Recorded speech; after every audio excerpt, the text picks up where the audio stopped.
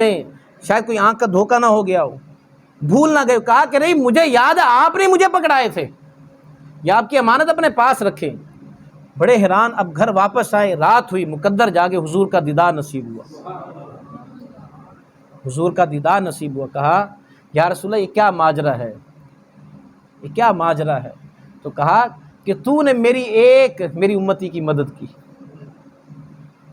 اس کی مدد کی، یہ اس کا بدل ہے۔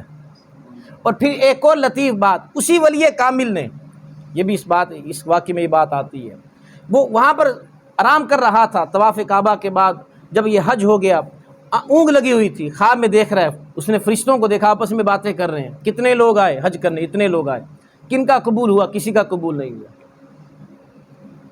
کہتے ہیں میں بڑا حیران ہوا، کسی کا قبول نہیں ہوا۔